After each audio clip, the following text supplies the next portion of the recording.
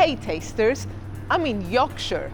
I don't know if I'm near Yorkshire Moors or near Yorkshire Dales. I'm having a moment of Yorkshire anxiety, but I do know that I am in Brighouse. This is Commercial Street, and this is John Murphy's shop. John Murphy is a very good friend of mine, and together with John Lightfoot, they have one of my favorite YouTube wine channels, WineMastery. So while I'm here, I will do some shopping and also question them about what brought them together and why they decided to start this channel. Come with me. Hey guys, hello. Hello, mwah. Mwah. Hello there, dear. Hello. Mwah. Mwah. Oh, three. Wow. 3 times. 3 times.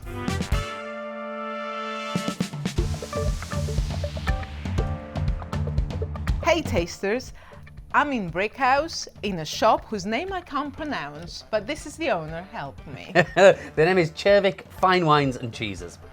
Very fine wines and very fine cheeses. So this is John Murphy and my other good friend, John Lightfoot. Hi. Hi.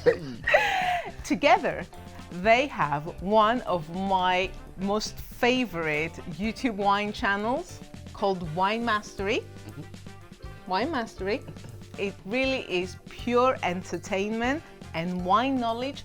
How did you guys start with this channel? Well, I used to visit this fine establishment for my sandwiches at lunchtime when I worked in a nearby factory. So, and I'd got to a senior position in sales and marketing, was entertaining a lot. I always went out and ordered a bottle of Cabernet Sauv or whatever it might be, and I'd order it again, maybe a different brand, a different vineyard. It never tasted the same, and I didn't enjoy it. Sometimes I did, sometimes I didn't. So I thought there must be a better way than just pop luck. How can I find out how to like it? And I knew, so I started talking to John about it, and he gave me some good advice. And I thought, well, if I at this ripe old age are having this problem, then a lot of other people will be. So why don't we, I suggested to John, start up a YouTube channel, not a wine tube channel, No. a YouTube channel where we can actually give beginners, people that are just starting on their journey, some advice about how to taste wine and how to find the wine, if not the wines, they're going to absolutely love. And that's how it all started.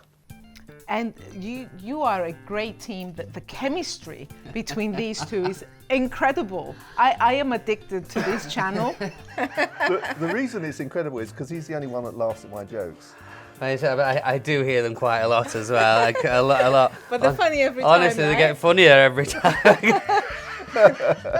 Wine helps, and also he's not the only one, John, because I love the humor in this channel. Thank you very much indeed. Thank you.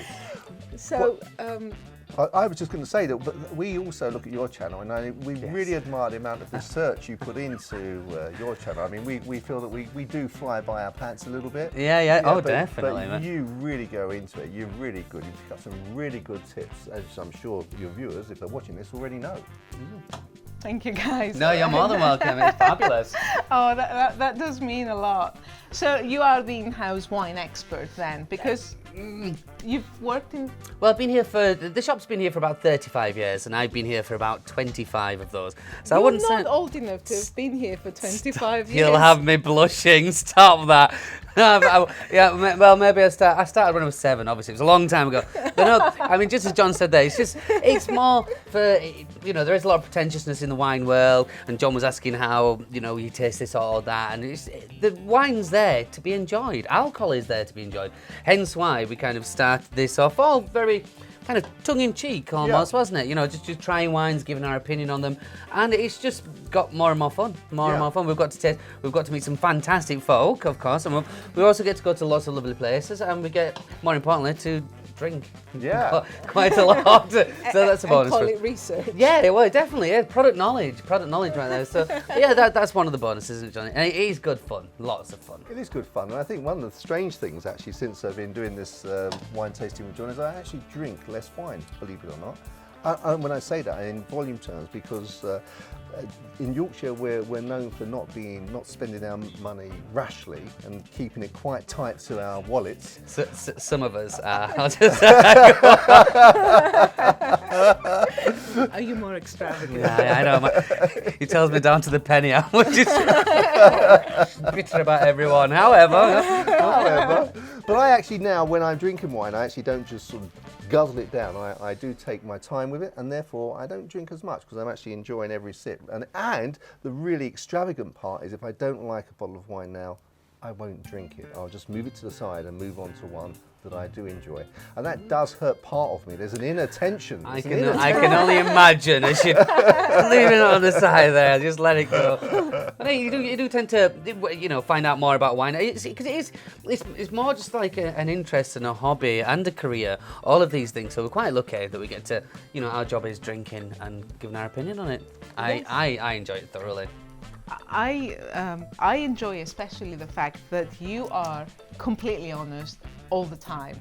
Okay, Yes. and I have to say, one of the few YouTube videos where I know that you are just going to say what's on your mind about whichever bottle you're tasting. Yeah. Yeah, be it rubber swimming pools or Auntie Gladys, no, we're not going into Auntie Gladys. And the Porter hat, of course. and Auntie Gladys's perfume, yeah. Yeah, that's and right. the garden as And well. the garden, Yeah. The less said about that, though. But no, I think you do have to be honest, though, don't you? Because, it is a person, we've said this many, many times, but it's a very personal thing. But we're not going to, if it's not good, we'll say it's not good. No, and we. I mean, this is a Rioja that we're drinking at the moment, and I Did you? I get really excited when I get wood. We all do. So this is where I've been trying to teach him. I would describe that as oak, not wood. I'm getting oak, John. I'm getting oak. No. Oh, sorry. There's still some fine tuning to do, but it's definitely getting there. I'll get it there. I've Slowly watched but surely. John, over the past however long been doing it, how long have it been? I think it's over 3 years now. Coming on for 4 years now. Crikey. Yeah. But I've seen, like John, I mean, I myself as well, coming on with the little, what we are tasting, how to describe it, and how to enjoy it more. We are really, we're getting places together. Yeah, absolutely together. And I think that one of the things that we try to do is that I think that wine tasting can be seen as a very sort of snobby pursuit. Definitely. And people can look down on you if you don't know. And that's where I'm really sort of, John's the expert, I'm the dummy, so I'm able to ask all those stupid questions that everyone else is too embarrassed to ask. And I'm certainly not embarrassed to ask.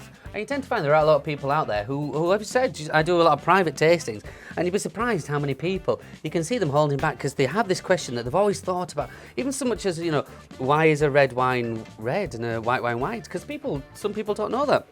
And they think it's a bit of a silly question to ask.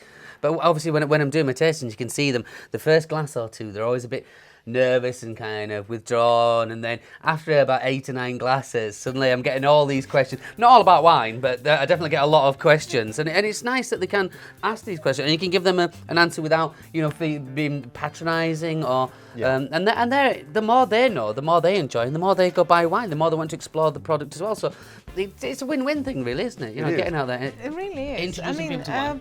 It's very easy to. It's a muscle. You flex it, and you get better, and you gain very quickly more descriptors and a better ability to detect aromas. But you're right that there is a lot of snobbery that people find intimidating. Yeah. And I have to say, your channel is so approachable, so friendly, the least intimidating wine What are you channel trying out there. Because it always is, the fun aspect of tasting wine is always center of your presentation. It is fun, isn't it? It is fun enjoying the alcohol again and just making your own mind up about it. And sometimes John will like it, sometimes I won't.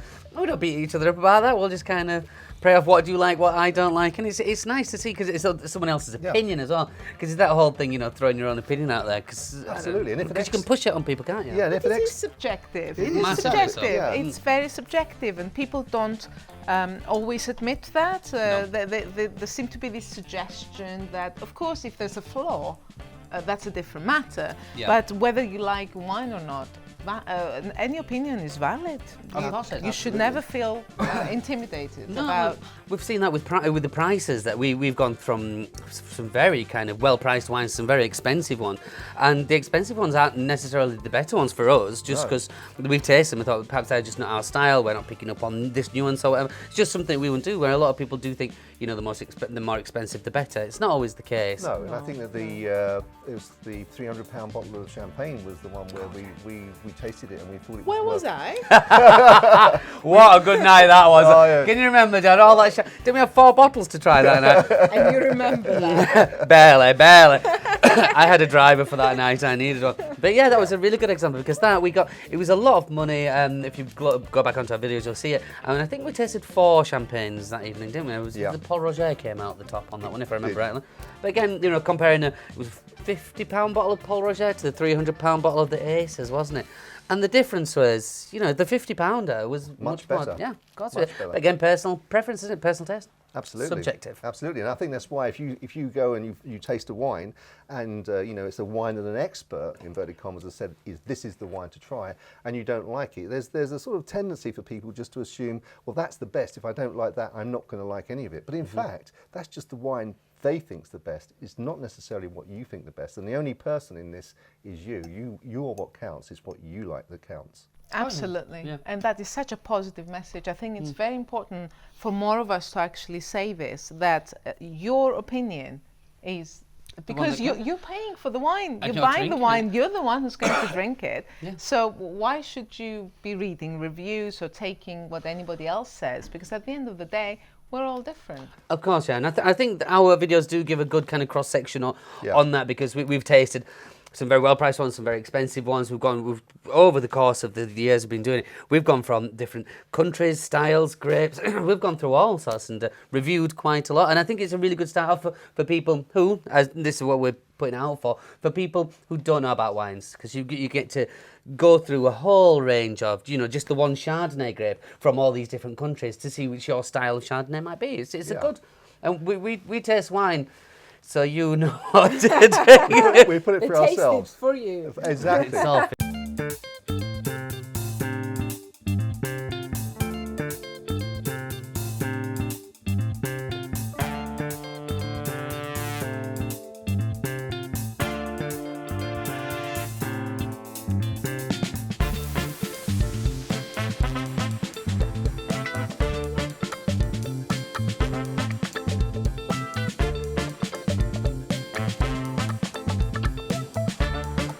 So, John, you have these fantastic shot here. Thank you I very mean, much. I just want to move in and basically never leave, because there's cheese, there's pies, There is, yeah. and there's wine. Lots of wine, And lots of wine. Yeah, we're doing anything and- good food or drink. Yes, absolutely. I'm honestly could just, I mean, you have a fantastic cellar. Thank you. Covered ceiling to wall with wine, perfect temperature, perfect atmosphere. I absolutely adore these shops. Thank you. And the wine, you... Well, we decide we either go out, because there's lots and lots of kind of suppliers who host, you know, big wine tastings. So we go down to a lot of them in Birmingham, London, Leeds. They're dotted all over, really. There's so many of them. And we also we're very lucky. A lot of people come into the shop and they'll leave us a sample or two. And so again, of these various kind of tasting places, we get a good cross section. We're very lucky. We're very, very lucky, and it's always again good fun, because as I say, it's not work, is it, when you're going out and you're tasting, you've got 200 wines to Wine taste. is not work. And you're thinking, oh my goodness, again, another 200 wines. But no, and it's just thoroughly enjoyable. But yeah, we pick and choose what we need, but we think we've got a good cross-section in the cellar. And you also have got a good cross-section across the world, haven't you? It's not just sort of, one particular country. You have wine from all around the globe. We try to do them all around the globe and at different price points and different grapes. It's one of those things, again, it's a good hobby, because you find something different and you're always on the lookout. We might have, let's say, a Merlot from Australia at £10, but in the back of my mind I'm constantly looking out for a Merlot from Australia at £10 that's better than the one I've got. So even though you've got what you've got, you're still looking to better what you do have. So it's never ending, but that's brilliant in itself, isn't it? That's the beauty of wine, because you never reach a point where you think, I now understand wine. There is no such point. No. It's always constant exploration and excitement and the thrill of discovery. Yeah, I mean, even finding your favourite wine, and you think, that's it now, I'm going to stick on that forever. Then you find something else and think, it is just good fun. So, John, we are drinking these lovely Rioja right now. Yep. And we have quite a selection of cheeses. So if you were to take this Rioja home tonight, Okay. what cheese would you also take with you? See, this is a tough one because we've got about 160 different cheeses in there. And one thing we say a lot in the videos as well, is it's very, very subjective again as to what will go with what.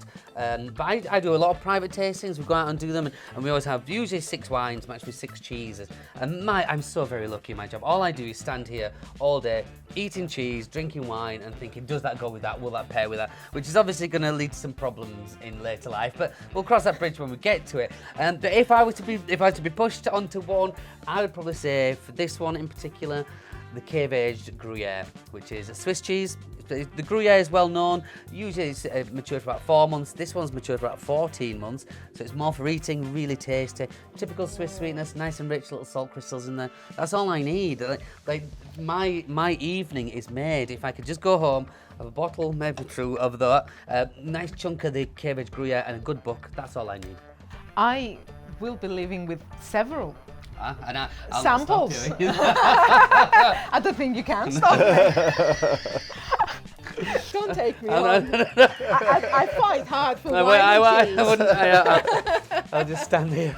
So tasters, after you finish watching this video, after you leave a thumbs up, after you leave a comment telling me that you love these two Johns as much as I do, then go straight to the WineMastery channel and subscribe to that too, because it's fun and laughter on wine and cheese and love for life. Thank you. So, John, you are the technical part of this partnership. Thank goodness. Right? So you're in charge of filming and yeah, and the post-editing, yeah. And I've obviously learnt as I've gone along. Started off with 1 camera and 1 light. We're up to 3 lights and 2 cameras now. So, yeah, I think it's been a lot of fun, and you know, it takes a lot of time, especially when you're trying to work out how to do things. But you know, a friend of mine has quite correctly suggested that we should be doing more B-roll, and we're working on that. I love B-roll. I don't even know what that is, but I think I'll love it. You should have seen his excitement when we got the 3rd light. He was running into the shop with it. It's got some battery. But it's an exciting thing, isn't it? We're very excited. It is. And I understand this because, like John, I also started learning about wine and learning about filming as the WineScribble project developed. But yes, the technical challenges, and as you conquer them, that sense of achievement as the videos become more and more complex and interesting. It's loads of fun. It is. I must say, I've watched John's develop, or you know, I'd actually like to go back and have a look at number 1. We must have a look at that. They're going from there to where we are now, and you could just see, you know, there's lots of little bits.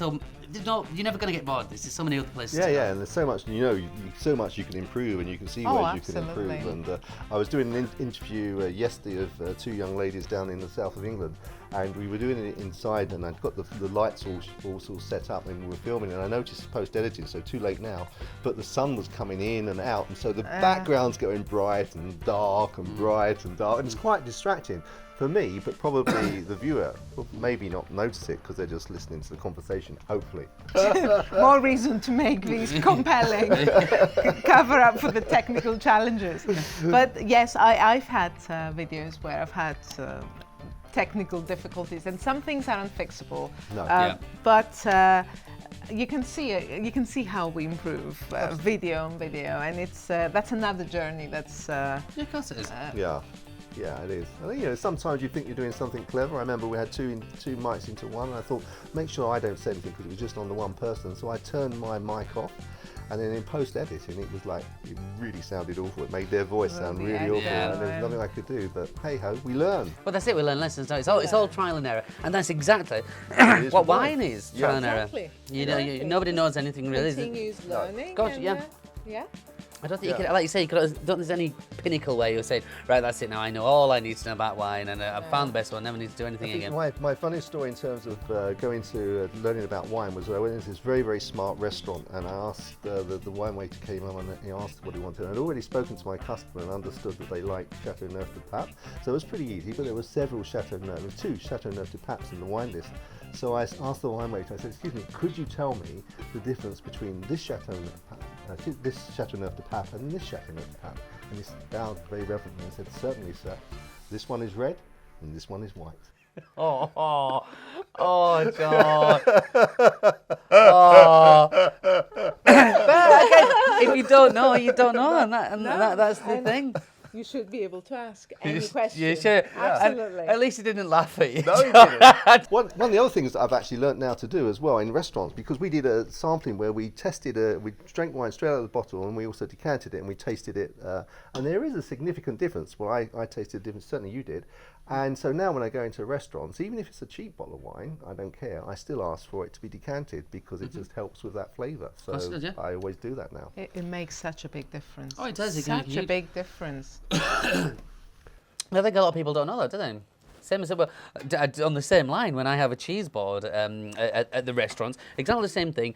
If I know I'm having a cheese board, which 9 times out of 10 I am, I always ask that they will bring it. I'll tell them at the beginning of the meal, so they'll bring it out and let that warm up slightly, rather than letting them know straight after your main and they brought it out of the fridge and so you just sold it. So I always let them know and they can get it prepared, ready, or just up to room temperature. Yeah. And that makes a massive difference as well. It does. It does. Fridge cold cheese. No. All the aromatics are just Completely lost. The texture as well. You've got Yes, it counts for everything, and it makes it a massive difference, you know. And then you know you're getting something delicious at the end of your meal as well.